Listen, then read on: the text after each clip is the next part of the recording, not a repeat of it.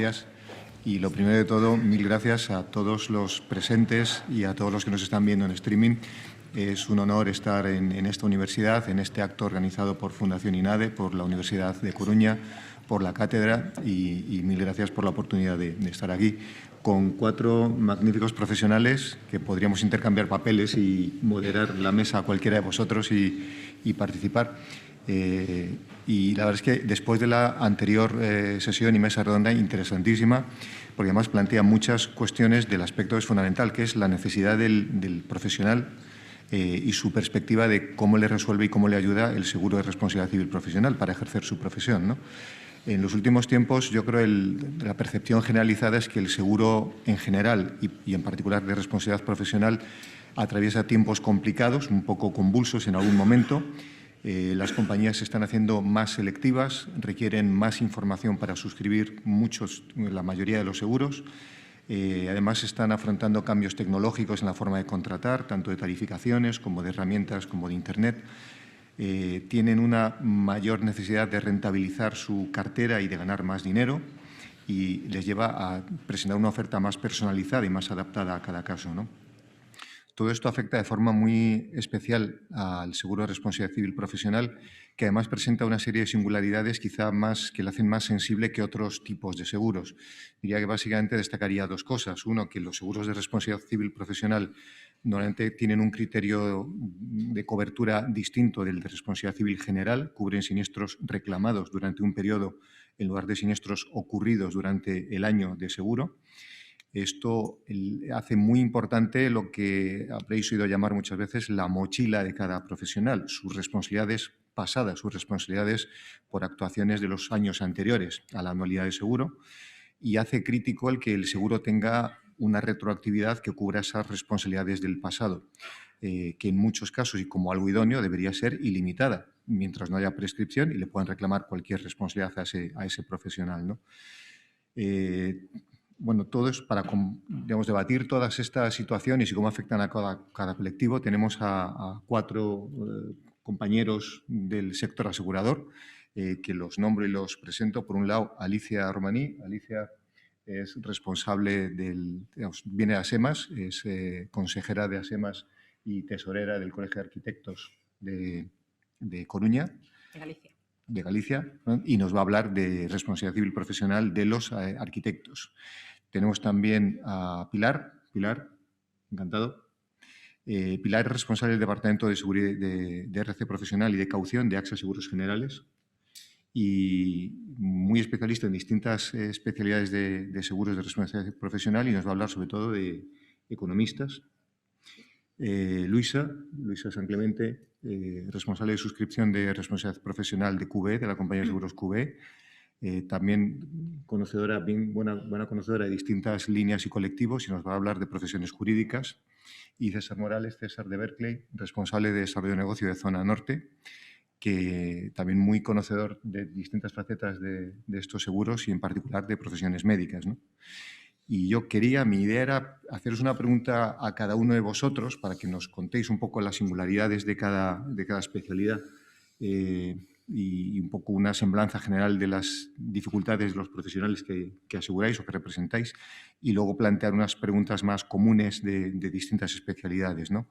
En el caso de Alicia, te quería preguntar por el caso de los arquitectos, que para mí es de los profesionales o de los colectivos más expuestos, como señalabais antes también, porque a diferencia de las empresas, el arquitecto, la responsabilidad del arquitecto no desaparece o tarda mucho más en desaparecer. El arquitecto pone su nombre por delante de otros en un proyecto. Una empresa puede desaparecer, puede quebrar o entrar en procedimiento concursal. Sin embargo, el arquitecto, mientras siga vivo y pasen muchos años, pues su responsabilidad no desaparece y esto le expone especialmente, ¿no? Incluso es muy significativo el caso, yo lo descubrí en algún momento, la cobertura de responsabilidad profesional póstuma, es decir, las responsabilidades de los arquitectos se heredan. Los herederos de un arquitecto pueden encontrarse responsabilidades de su familiar o de su padre de las que tienen que responder y esto tiene su cobertura de seguro a través de los seguros de responsabilidad profesional de los arquitectos, que es una singularidad, yo creo que muy, muy distinta, ¿no? Y por eso preguntarte, Alicia, ¿qué dificultades tienen los arquitectos ahora mismo para asegurar sus responsabilidades profesionales? Bueno, buenos días. En primer lugar, como todos los que me han precedido, quiero agradecer tanto a la Fundación como a la Universidad la invitación, en este caso a SEMAS, a una jornada tan diversa, tan amplia y creo que tan interesante y tan esclarecedora. Pasando a los arquitectos en particular, bueno, empezamos por la responsabilidad que tenemos en el ejercicio de nuestra profesión, que es tanto civil como penal y administrativa, algo que no hay que olvidar. Y en cuanto a las singularidades que nos llevan a esta mochila que arrastramos durante años, empezamos porque desde el contacto primero con un cliente hasta que terminamos una obra, y hablo de obras de edificación porque es el grueso del trabajo de los arquitectos, o por lo menos así lo ha sido durante muchos años, pues tenemos un plazo ya de entrada en el que ya estamos generando responsabilidad, pues que puede oscilar entre los 2, 3, 4 años, pongámosle 3 de entrada. Luego tenemos una obra en la que hay otra singularidad más, y es la abundancia de agentes que participan de ella. Hay un promotor, hay un constructor, según establece la LOE, de la que ya se ha hablado previamente. Hay un promotor, un constructor, un proyectista, que en este caso es el arquitecto, un director de obra, que también es el arquitecto, un director de la ejecución, que es un arquitecto técnico, hay un organismo de control, hay un proveedor o suministrador de materiales, incluso un propietario y un usuario. Bien, este amplio abanico de agentes, cada uno de ellos con una responsabilidad definida por la LOE, también hace que sea bueno, un poco singular el trabajo. De todos estos agentes, efectivamente, ¿quién es el mismo desde el principio de su vida profesional hasta el final? El arquitecto, junto con el arquitecto técnico. Somos personas físicas, trabajamos como personas físicas y no tenemos posibilidad de desaparecer, que sí les ocurre a otros de los integrantes, a otros de los agentes integrantes. Esta es una complicación que nos pesa en esta mochila. Y luego tenemos los plazos que hay para reclamar, de los que también se ha hablado previamente. Estos plazos que establece la LOE: 1 año para defectos de acabado, 3 años para defectos de funcionalidad, 10 años para decenales. Además, tenemos 2 años para reclamar desde que aparecen los daños. Luego ya tenemos 12 años más. Si lo sumamos a los 3 años previos, en los que también hemos generado responsabilidad, hablamos de 15 años por una obra. Efectivamente, es una mochila con la que tenemos que cargar durante muchos años, y nos hemos jubilado, pero seguimos teniendo esa responsabilidad. Bueno, esto tiene su forma de aseguramiento, o bien manteniendo una póliza durante toda la vida, o bien hay otros métodos. En ASEMAS hay una póliza que se llama de largo plazo, que permite asegurar las obras de una vez, cerrarlas y no tener que mantener esa póliza durante más tiempo. ¿Con qué otro problema nos encontramos derivado de toda esta singularidad? Pues que, llegado el momento de que haya una reclamación, yo no estoy muy de acuerdo con parte de lo que se dijo en la mesa anterior, de que estas condenas solidarias antes eran muy frecuentes y ahora ya no lo son. En el mundo de la construcción, lamentablemente, sigue habiéndolas de forma injustificada, a pesar de que la LOE ya establece unas atribuciones distintas para cada uno de los agentes y unas responsabilidades. Pero ¿qué es lo que ocurre? Que la LOE no se completó en el sentido de no obligar a ese aseguramiento de estas 3 fases. El seguro trienal no existe, existe un decenal. Antes se hablaba de porcentajes. Bueno, pues las reclamaciones de seguro decenal, para que sepamos de qué estamos hablando, es el que asegura la estabilidad de las estructuras de los edificios. Eso es lo único que asegura. Asegura el chasis del coche, no asegura ninguna otra cosa. Ni el interior, ni las ruedas, ni la carrocería, el chasis. Este seguro sí es obligatorio solo para edificios de viviendas desde la entrada en vigor de la LOE, pero es el único. Todo lo demás no tiene un seguro obligatorio. ¿Qué ocurre? Que cuando un usuario quiere hacer una reclamación, tiene un daño y quiere que se le indemnice por ello o que se le resuelva, tiene que reclamar. ¿Y a quién reclama? Pues puede reclamar a cualquiera, pero puede haber agentes que hayan desaparecido o que sean insolventes. Y ante esa situación, ¿quién queda? Quedan los técnicos solos, con su seguro de responsabilidad civil profesional. Y sí que se corre en esa situación el riesgo de que al final haya condenas solidarias cuando a lo mejor no debería haberlas, porque ¿quién queda con seguro? ¿Quién queda que responda? Entonces, esa situación todavía sí se da. Ha cambiado mucho en estos 20 años de vida de la LOE, 21, pero sigue dándose. En cuanto a porcentajes, porque nos hagamos una idea, hablamos de que el decenal es el único obligatorio, las reclamaciones por seguro decenal, en número, en ASEMAS asegura el 75% de los arquitectos de España. En número, las reclamaciones por decenal son un 7%, la cuantía de las indemnizaciones es más alta, es en torno a un 23%, pero el grueso de las reclamaciones, que tienen que ver con funcionalidad, con habitabilidad, con filtraciones, sobre todo aquí en Galicia, con defectos de instalaciones, de funcionamiento en general de los edificios, ahí está el grueso de la reclamación, un 63%, con prácticamente el mismo porcentaje de cuantía.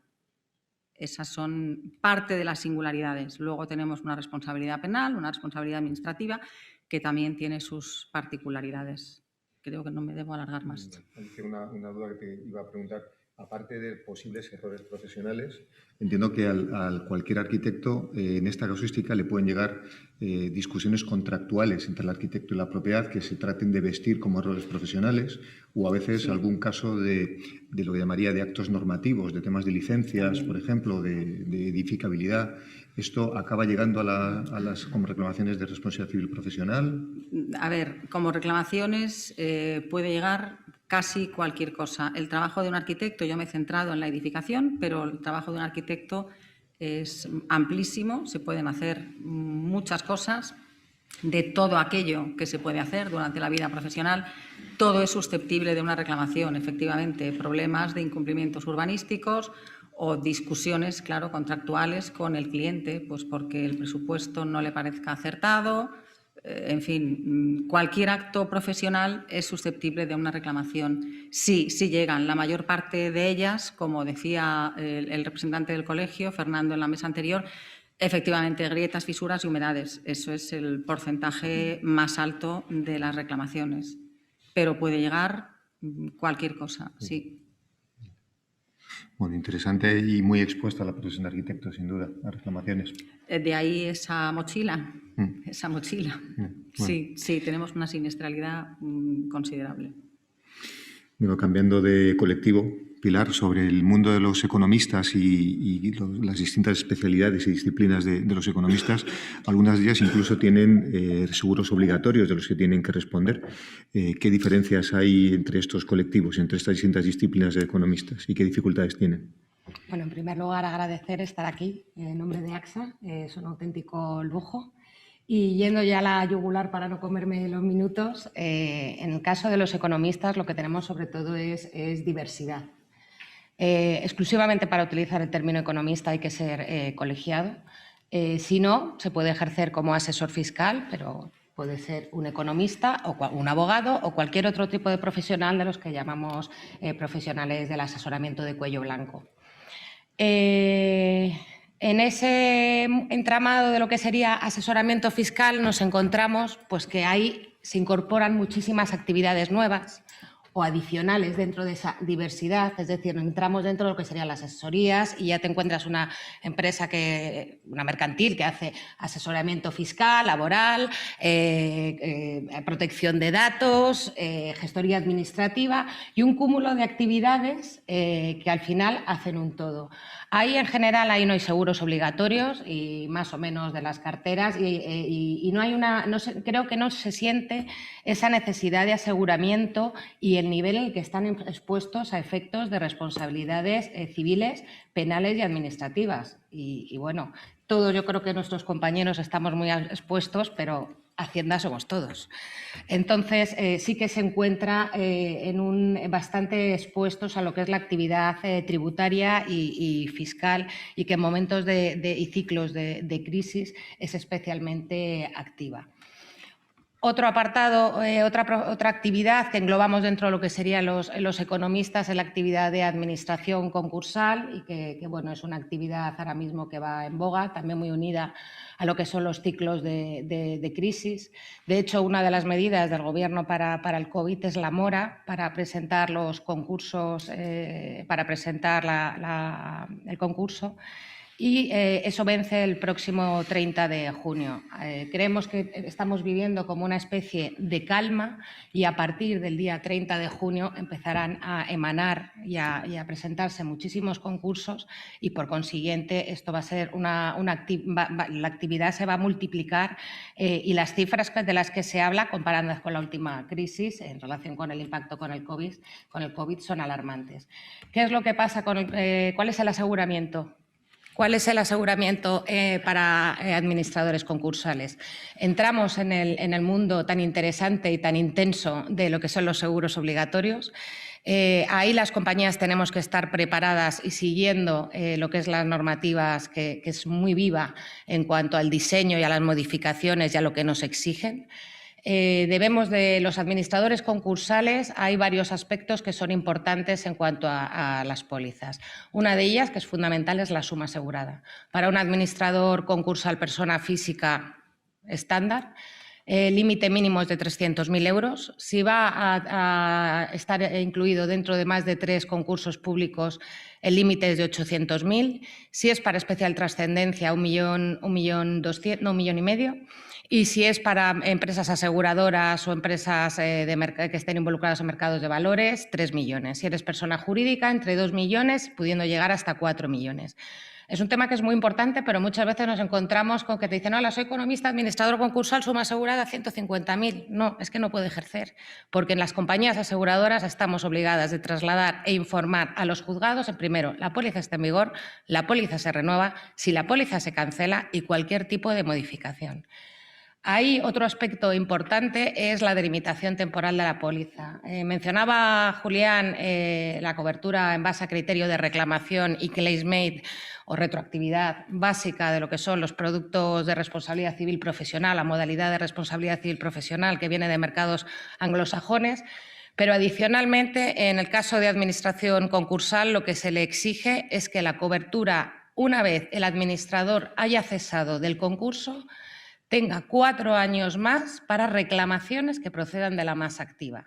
Es decir, si una póliza no cumple con uno de estos, con este requisito, y es muy importante, no cumple con lo que marca la ley. Y por último, los últimos profesionales que también englobamos dentro de lo que son los economistas son los auditores o las sociedades de auditoría. Igualmente, aquí los auditores forman parte o pertenecen o están bajo el paraguas del ICAC, del Instituto de Contabilidad y Auditoría, y a su vez por el ROAC, el Registro de Auditores. Cada año deben de presentar su póliza en vigor y, bueno, recientemente el Real Decreto 221 ha actualizado las sumas aseguradas. Al final, estos seguros obligatorios, solamente por su existencia, tratan de proteger al consumidor, al cliente, o sea, y es algo que cada vez encontramos más. Y en este caso, en el caso de auditoría, pues acaba de aumentar la suma asegurada e incluso cómo se calcula la suma asegurada. Realmente se podían adaptar los seguros en julio del 2021. La suma asegurada por auditor era de 300.000 euros. A partir de julio del 2021, la suma asegurada es de 500.000 euros por auditor, si es una persona física. Pero en el caso de las personas jurídicas se complica un poco el cálculo. Tiene que ser por socio, sea o no auditor, y por cada auditor empleado con firma. Entonces, ahí cuando hablaba Julián, hay que pedir más información. Es que muchas veces es fundamental pedir toda la información solamente para llegar a la suma asegurada. Aquí, ¿qué es lo que nos encontramos? Pues que en cuanto tienes una sociedad de auditoría que tenga unos pocos socios y unos cuantos empleados, nos encontramos en sumas aseguradas realmente potentes. Y bueno, no me quiero adelantar a otras preguntas que puedan venir después.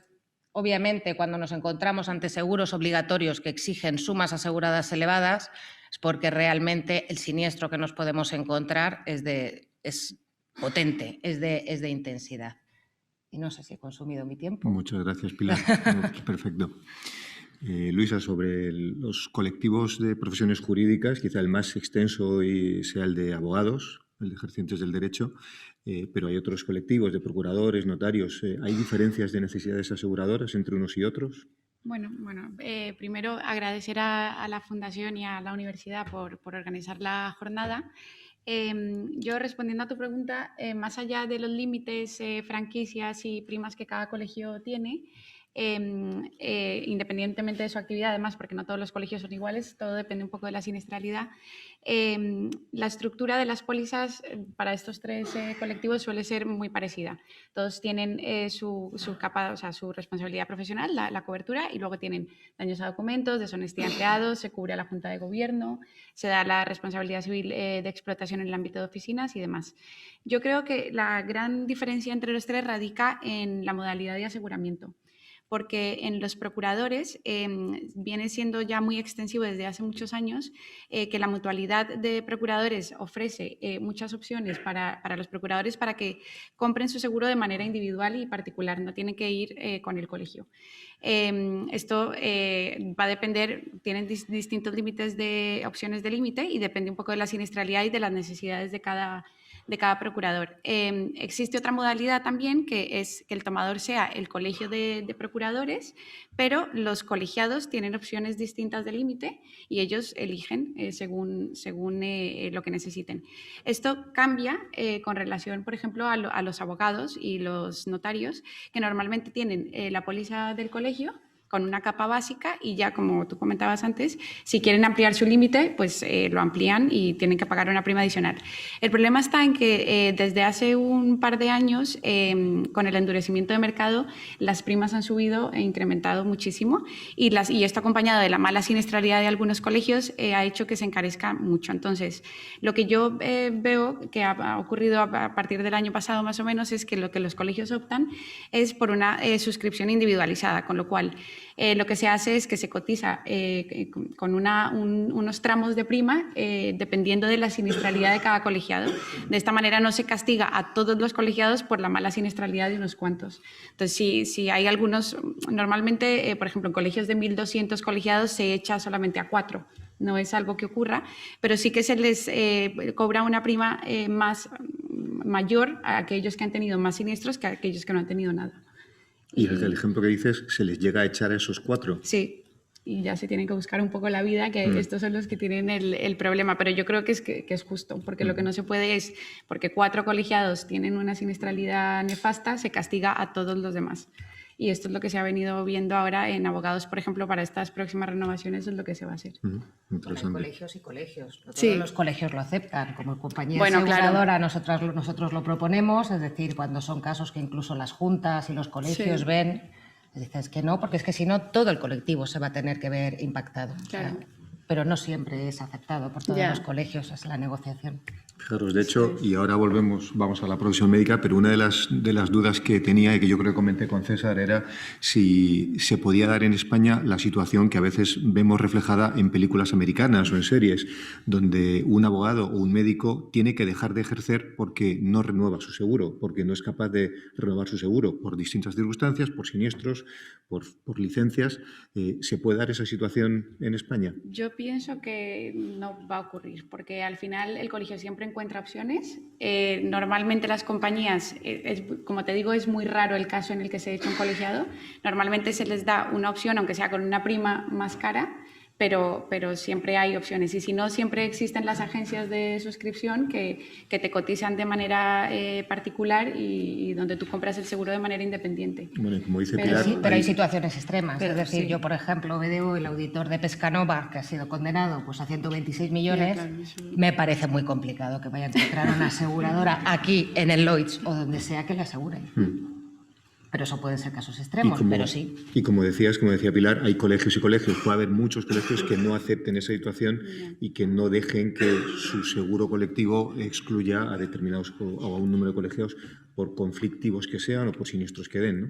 Hace 15 años era imposible y ya se intentaba. Y ahora yo creo que existe una mayor sensibilización y realmente pues se ve, se explica, se es transparente con la información y muchas veces los propios colegios son, es decir, estas son las condiciones de renovación. Se concentra pues en una serie de colegiados, hay que aplicar una serie de medidas a todos, café para todos o realmente. Y se plantean esas alternativas, se trabaja de forma de la mano con los colegios para que realmente colaboren, porque muchas veces no es ganar rentabilidad, es llegar. Y se llega a darle condiciones distintas a esos 4 Sí, asegurados también. conflictivos. Sí. Sí. Claro, en ASEMAS, que no es el colegio. El colegio, como antes ha comentado Fernando, el colegio es una cosa, ASEMAS es otra. ASEMAS la crean los colegios de arquitectos ante la imposibilidad de encontrar aseguradoras generalistas que se hicieran cargo de la responsabilidad civil. Pero lo que sí se hace en ASEMAS viene a ser un poco lo mismo que veo con los colegios de abogados o de economistas. Son pólizas individuales, pero cada uno tiene un coeficiente de mayoración o de minoración en función de su siniestralidad. De modo que si uno tiene una siniestralidad muy elevada, pues su prima va creciendo. ¿Qué puede llegar a ocurrir? Que la prima sea tan alta que no sea capaz de afrontarla y no pueda, por lo tanto, continuar. Nunca va a tener el paraguas del colegio, porque en este caso el colegio está desvinculado, y tampoco es que se le eche, es que simplemente a lo mejor no le va a resultar factible hacerse cargo de esas primas, ¿no? Interesante. Bueno, César, sobre el mundo médico y de responsabilidades profesionales sanitarias, una pregunta que te quería hacer. En los últimos, quizá para mí es de los colectivos que han visto más bandazos de mercado asegurador. Diría que en los últimos 10 años ha habido aseguradoras que tenían una posición dominante en el mundo de los seguros profesionales del colectivo médico, de colegios médicos, que han dejado de suscribir esos colectivos. Han aparecido nuevos jugadores. Vosotros sois un mercado estable. ¿Cómo veis vosotros esos bandazos y a qué responden? Bueno, en primer lugar, agradecer a Fundación, por supuesto, a la universidad y felicitar al autor del libro que, como algún compañero ha dicho, ya es libro de sobremesa, ¿no? Bueno, Berkeley España entró en el mercado español asegurando riesgos sanitarios. Luego hemos ido ampliando la oferta aseguradora en otros riesgos profesionales. Y en estos 16 últimos años hemos venido asegurando desde un profesional que pueda ser un riesgo perfil bajo, terapias naturales, hasta administración pública en riesgos sanitarios, ¿no? En la administración pública todavía estamos pagando, hemos hablado antes en la mesa anterior de las colas, larguísimas colas de siniestros, Beatriz lo comentaba. Todavía estamos pagando colas de siniestros de nuestra presencia en la administración pública porque se eternizan, ¿no? Hay dos mundos completamente diferentes, que es el sanitario privado y el sanitario público. Por la legislación a la que se atienden los procesos, los tiempos sobre todo y los contenciosos administrativos en particular, pues hacen que la parte pública sea muy complicada de gestionar. Y gran parte de que los actores que ya no estén, se debe a ese fallo de cálculo, ¿no? Quizás, sobre todo, a que la prima en ese determinado concurso no era adecuada, evidentemente, pero eso lo sabemos todos, que no hay riesgo malo, sino prima insuficiente en muchos casos. Pero esa falta de cálculo en esa entrada de un concurso pues ha dado lugar a que con la base de la cartera que podías tener en privado no pudieras hacer frente al agujero que tenías en la parte de público, ¿no? Eso es un dato fundamental. Hay otros que se han comentado, ¿no? El tema del baremo es algo muy importante también. Estamos viendo que no en todos los procesos de reclamación se llegan a las 7 cifras, ni mucho menos, pero cada vez se ven muchos más momentos con procesos de 7 cifras que obedecen a casos particulares que también se han comentado, ¿no? Sobre todo temas de obstetricia, temas de fertilidad y en menor medida temas de traumatología, anestesia, la especialidad de anestesiología y neurocirugía, ¿no? Que son, digamos, las especialidades más comprometidas a la hora de asegurar este tipo de riesgos. La cultura de la reclamación, pues es otro factor indudable, ¿no? Que afecta directamente a que hoy en día pues, sea más complicado entrar en el mundo sanitario y sobre todo también la última moda, por llamarlo así, de la cirugía reparadora o comercial. Podemos llamarlo así, no se ha puesto de moda. Indudablemente está generando un número de reclamaciones que quizás no atentan tanto en la intensidad, pero sí en la frecuencia, ¿no? Nosotros, la verdad es que tenemos un trabajo interno muy complicado a veces, que aquí tenemos muchos corredores y brokers que nos acompañan, de tener una pasarela estable y coherente entre las primas de cartera y las primas de nueva producción, ¿no? Muchas veces suscribes riesgos que llevas teniendo en cartera años y que tienes que actualizar con un rate increase que a veces no es popular, pero que te obliga a establecerlo para tener una cartera coherente, estable, que dé seguridad a los brokers, a los asegurados y en general a todo el sector, ¿no? Hoy por hoy, pues te diría que son esos los factores más importantes en ese sentido. O sea, sí percibís una diferencia importante entre reclamaciones de la sanidad pública y de la sanidad privada.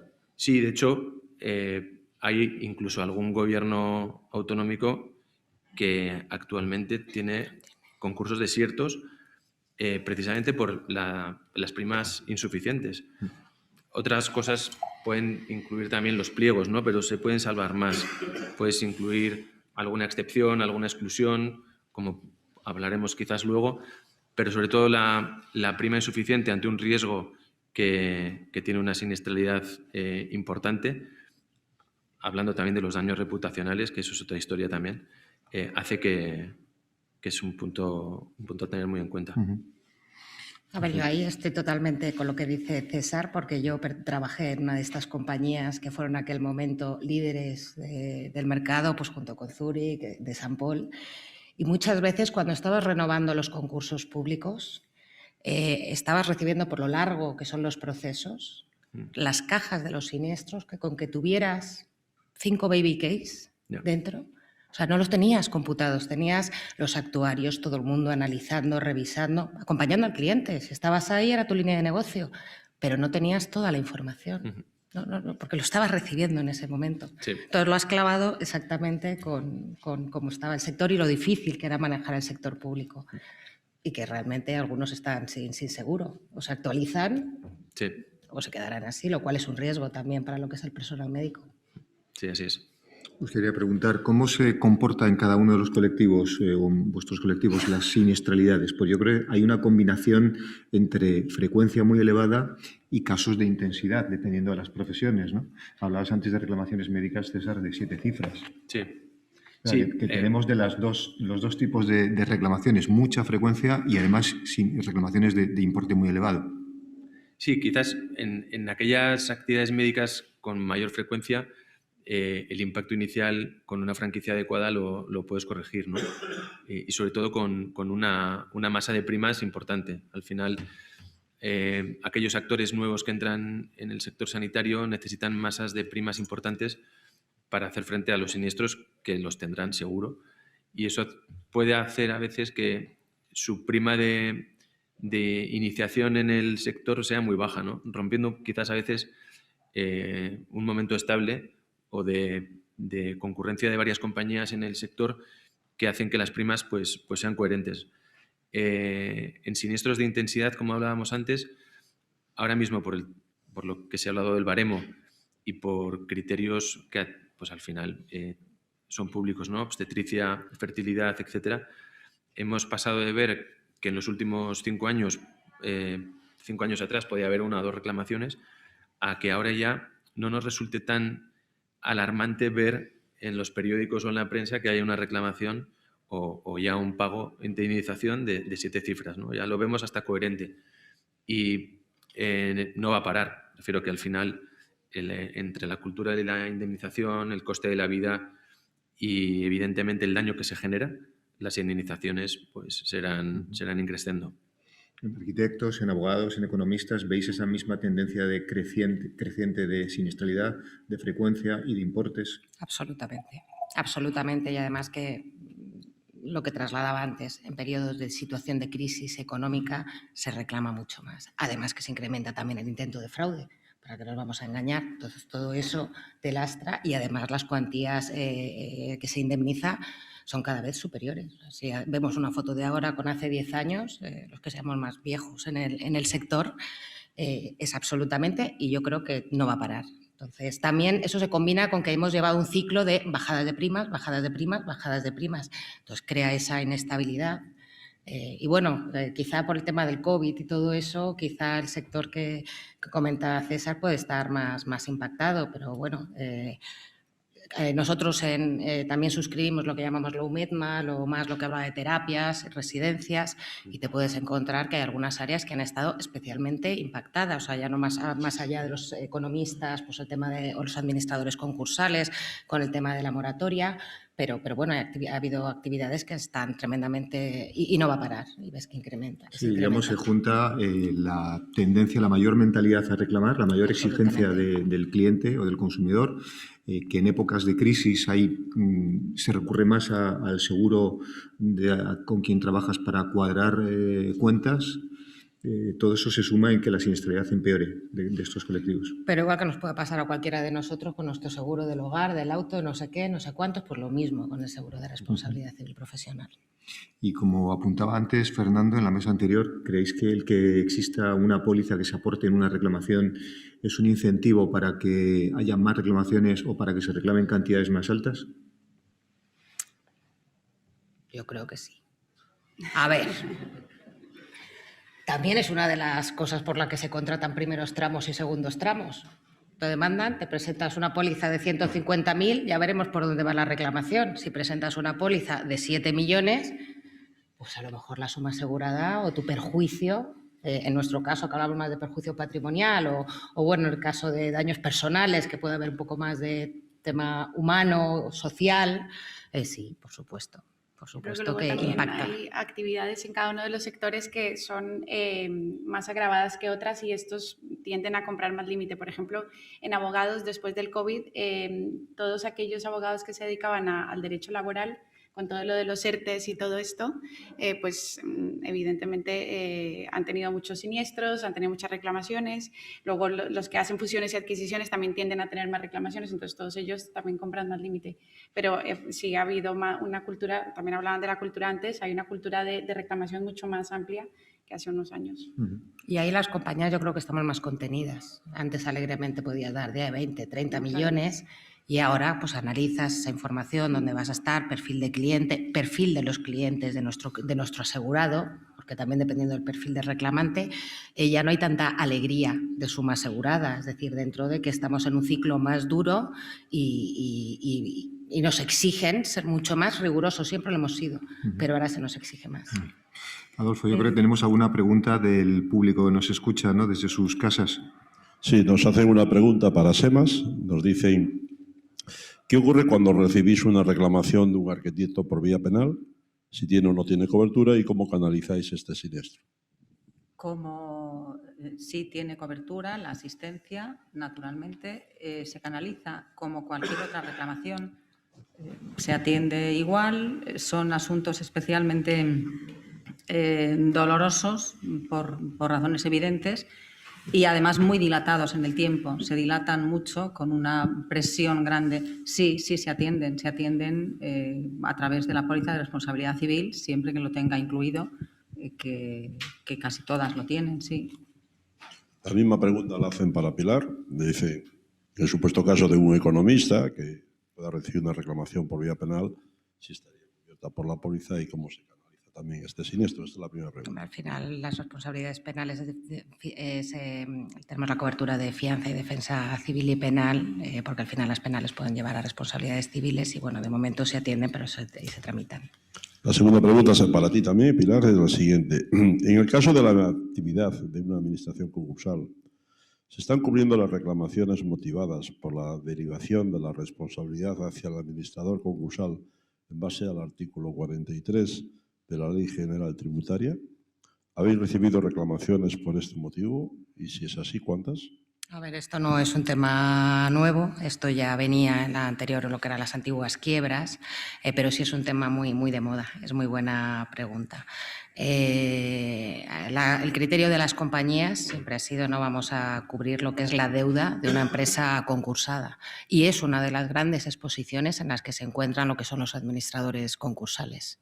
Nosotros, como digo, es un error, una omisión profesional, no las deudas tributarias o de la seguridad social de una empresa que está en concurso de acreedores, que no tiene ningún tipo de relación con la aseguradora.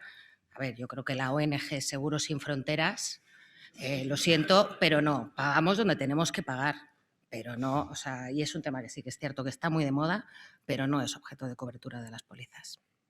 Bueno, yo creo que todos a veces tenemos la sensación de que los juzgados utilizan la póliza de seguros para aplicar un criterio de justicia social, donde tienen una herramienta fácil para que alguien pague, para comprar paz en la reclamación, y la compañía es muy poderosa y tiene muchos fondos, entonces tienden a tener eso como un factor para fallar en contra de la compañía de seguros o de la póliza de seguros, ¿no?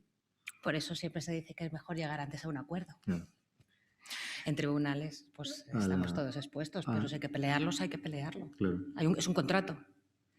De hecho, sobre ese tema, en la mesa anterior yo os preguntaba qué experiencia teníais en reclamaciones en las que os hacían vuestros propios clientes, que esto suele crear en el asegurado un conflicto de intereses porque, por un lado, tiene la obligación de no reconocer responsabilidad y, obviamente, colaborar con la compañía de seguros en defender su no responsabilidad, y a la vez tiene un interés económico en que su cliente quede satisfecho con la reclamación, con lo cual a veces puede presionar a la aseguradora para que llegue a acuerdos y pague, buscando la satisfacción de su cliente reclamante, ¿no? ¿Os encontréis con frecuencia esta situación? Yo creo que para esto quizá abogados, auditores, arquitectos sean los colectivos más expuestos. En médicos no, porque el que reclama es un paciente, no tiene una relación económica con el médico. Sí. Esa presión te la puedes encontrar, pero, insisto, es un contrato. Si se cubre, se paga. Si no se cubre, no se paga. En el caso de lo que es la asesoría, el asesoramiento fiscal, yo ahí he tenido que ir a un juzgado a declarar, porque a veces es muy difícil demostrar que existe una connivencia. O sea, el cliente de nuestro asegurado llega y dice, yo quiero pagar menos, y el asesor fiscal dice, pues vamos a pagar menos y si pasa algo, llamamos a mi compañía de seguros. Y eso se puede demostrar. O sea, no somos tontos, somos aseguradores. Bueno, yo no hablaría de connivencia. Creo que ese extremo no se debe dar nunca o casi nunca. No, bueno, yo te hablo de una experiencia personal en la que yo sí me he encontrado que realmente el cliente decía que no quería, que quería pagar menos a Hacienda, y el asesor fiscal pues realmente lo gestionó todo para que se pagara menos durante muchísimos años, una gran empresa. Yo este caso que comentas lo veo mucho, sobre todo en las profesiones técnicas, arquitectos, ingenieros, pero también en las real estate y las promociones inmobiliarias, cuando el cliente son los propios bancos. Entonces sí que nos hemos encontrado con algún caso. En seguros al final tienes el negro, el blanco y el gris. Entonces hay casos que clarísimamente no están cubiertos, otros que sí, y hay unos que están un poco en medio. Entonces en esos casos tenemos que ponernos un poco en situación, valorar bien el riesgo, e incluso hay veces que se llega a un acuerdo en el que se paga parte, no todo, pero siempre que haya algo de... Tienes que tener una ventana abierta para que haya una cobertura, cuando no se hacen pagos comerciales. Claro. Eso... En el caso de los arquitectos, yo vuelvo un poco a lo que se comentó en la otra mesa. No negamos siempre la responsabilidad. Cuando un cliente o un usuario nos hace una reclamación, puede que tenga razón, puede que no, o puede efectivamente que estemos en el gris.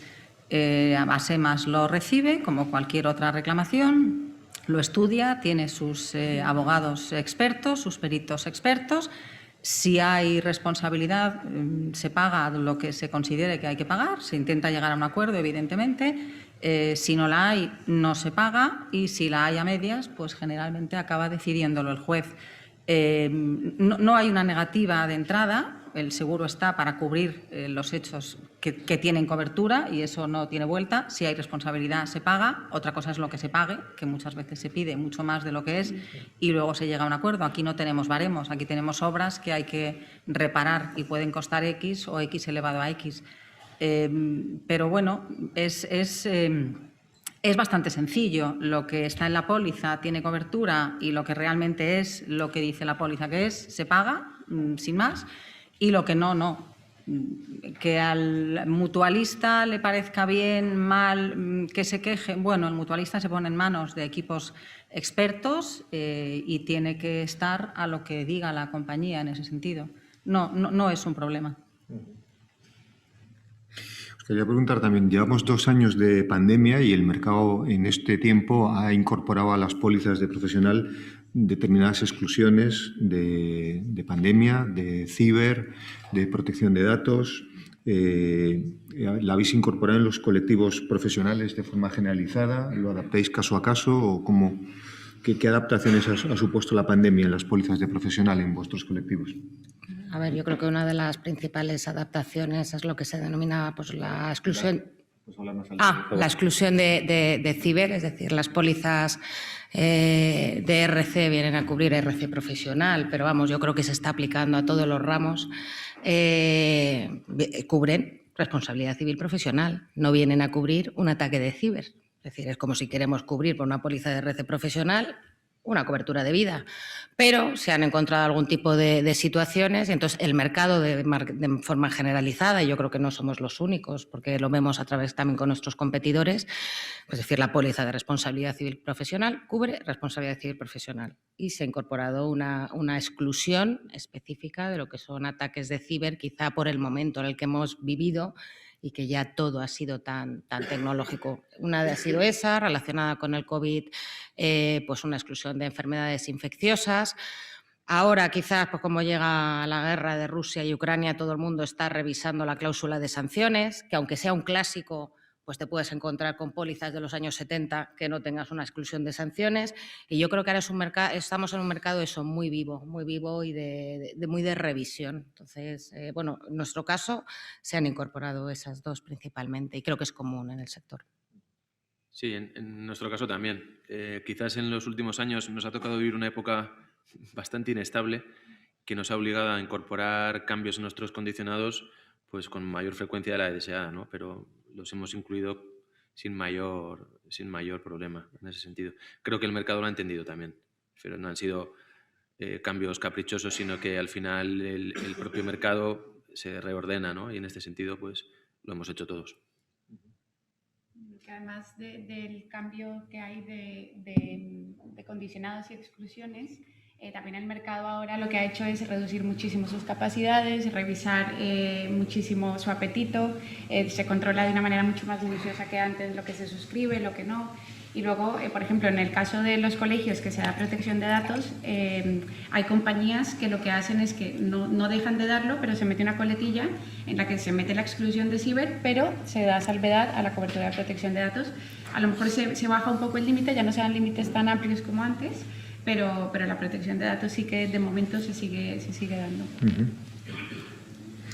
Otra cosa que os quería preguntar, hay casos en los que ante una reclamación diría que se da cierta concurrencia de seguros, en el sentido de que se reclama contra el profesional y contra, pues, una reclamación médica contra el hospital, o si es una reclamación de abogados contra el abogado y contra el bufete para el que trabaja. Y hay póliza del profesional y hay póliza del bufete o del hospital o de la sanidad para la que trabaja. ¿Cómo manejáis esas situaciones de concurrencia? ¿Se acaba repartiendo entre las distintas pólizas que intervienen? ¿Cada una trata de eludir su responsabilidad y que pague la otra? A ver, lo ideal es que en todas las pólizas venga regulado y que haya una que actúe en primario en lugar de... Lo ideal no se cumple nunca. Todos estamos en exceso del primo que pasa por allí. Todos lo que ponemos es que la nuestra actúa en exceso de la otra que tenga contratada al cliente. Para eso luego está el artículo 32 de la Ley del Contrato de Seguros, que lo que te viene a decir es que en caso de concurrencia el cliente tiene que comunicar a todas sus aseguradoras y dar los nombres de las aseguradoras con las que tenga póliza y pagan de manera proporcional al límite que tengan contratado, nunca excediendo la reclamación, claro.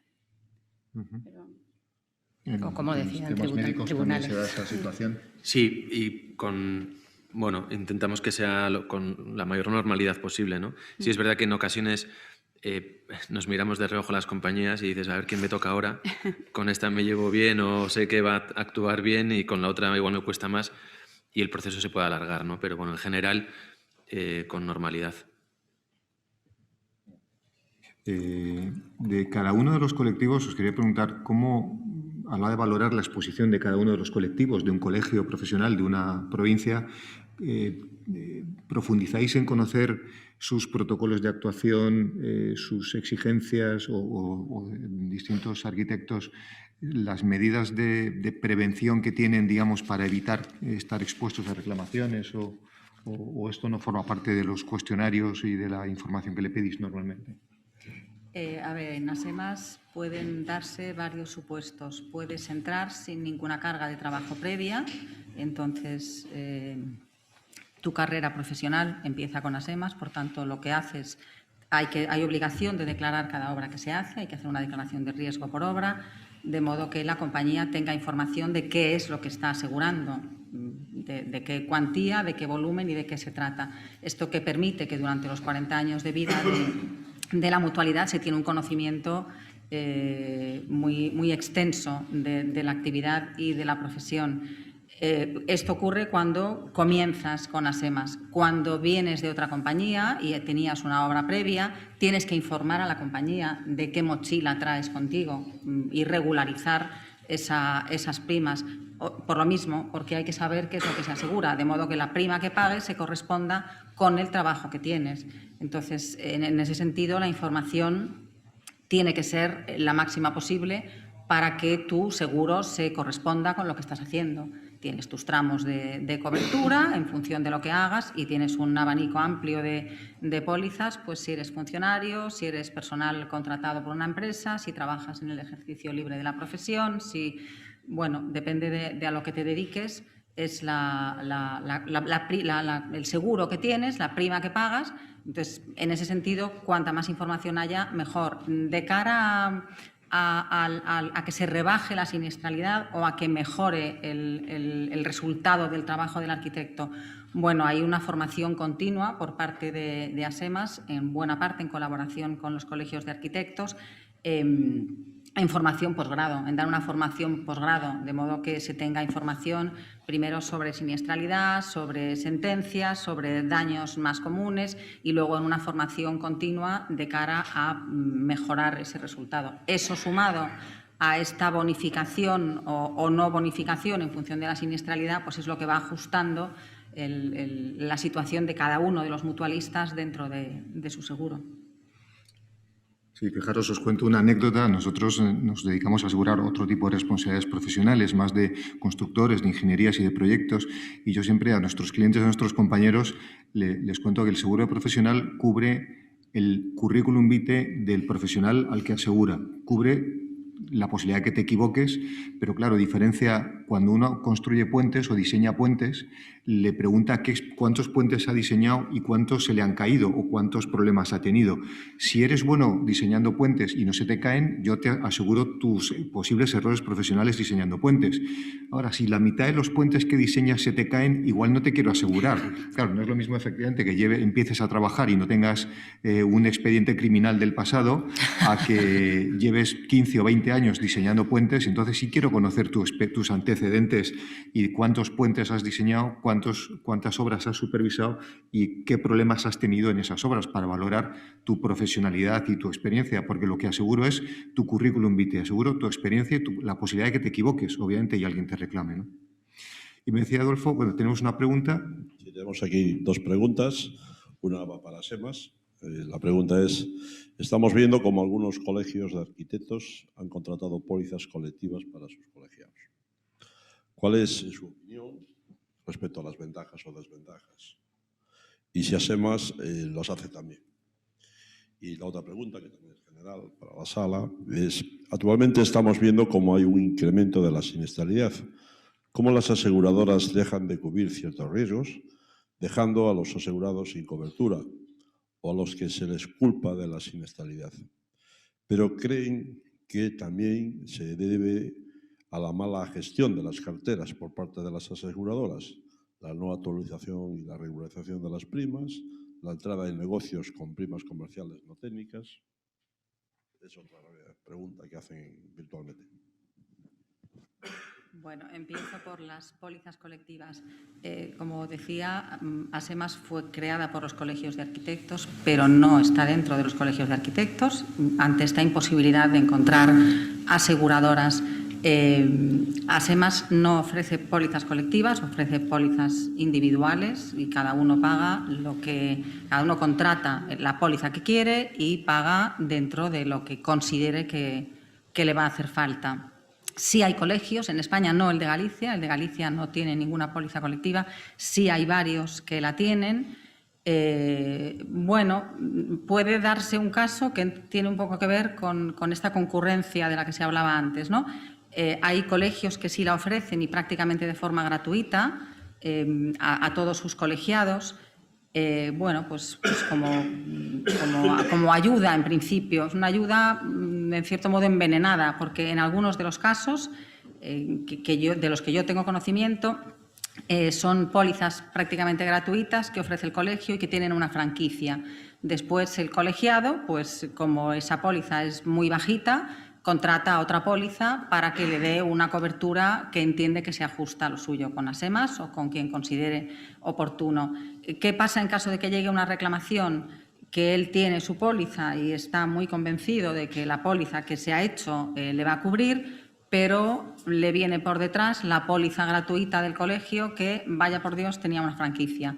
Entonces, tú has contratado tu póliza individual sin franquicia, a tu medida, pero tira de ti una póliza colectiva, ¿no? Con una franquicia. Ese caso se puede dar. En principio, ASEMAS no oferta pólizas colectivas. El Colegio de Galicia tiene, no el Colegio de Galicia, parte de los colegiados de Galicia tienen una agrupación y esta agrupación tiene contratada, ahora mismo no sé con quién, una póliza colectiva. Bueno, es una opción. El problema de la póliza colectiva es que todos se ocupan de todos y cuando hay uno, pues como pasa con los colegios, ¿no? Cuando hay uno o hay varios que tiran de más, pues los demás sufren las consecuencias, ¿no? En una individual, cada uno carga con su propia mochila, no con las de los demás, pero es una opción. Tenemos una última pregunta. La pregunta dicen, las pólizas de responsabilidad civil profesional normalmente son regularizadas anualmente. ¿Son? Regularizadas anualmente. ¿Quién tiene la obligación de regularizar? El tomador, la compañía de exigirlo. Y en el supuesto caso de no regularizar, si se aplican o no los infraseguros. A ver, yo creo que la obligación dependerá de la compañía, pero bueno, si no te quieres encontrar con ese infraseguro, comunica, te encuentras con riesgos que cuando se emitió la póliza hace 5 años y luego factura 300.000 y de repente factura 7 millones. A lo mejor a los 2 días te está presentando un siniestro y por eso tiene esa necesidad de regularizar. La regularización las compañías las realizamos. Pero también es el cliente, podemos preguntar al cliente, te puedes ir a un Informa, pero es el cliente el que tiene que decir, oiga, yo facturaba esto y ahora facturo lo siguiente. Y se aplica así. Normalmente en los cuestionarios sueles pedir las facturaciones del año anterior, del año vigente y del año siguiente. Entonces, ahí más o menos se sabe cuánto va a incrementar y cuánto no. Cuando son regularizables, la compañía al final del año tiene que preguntarle al cliente en cuánto ha cerrado finalmente y son ellos los que emiten el suplemento de regularización. Y cuando no es regularizable, pues simplemente al año siguiente se cotiza en base a la facturación cerrada y al año siguiente se renueva con base a la facturación del año anterior. Entonces... En Berkeley lo hacemos así también. Al final tenemos un criterio de regularizar. Contamos también con el apoyo de los corredores, que al final son los que gestionan todo ese proceso. Y no solo regularizamos, digamos, las facturaciones, sino también las actividades. En muchos casos, los profesionales y los establecimientos sanitarios, pero también los legales y otros, empiezan haciendo unas actividades y terminan haciendo otras, ¿no? Entonces, tan importante es actualizar la facturación como la actividad que desarrollan. Bueno, pues creo que muy interesante. Muchas gracias a todos. Estamos en tiempo y pasamos al siguiente, que es la clausura, creo, de la jornada. Muchas gracias.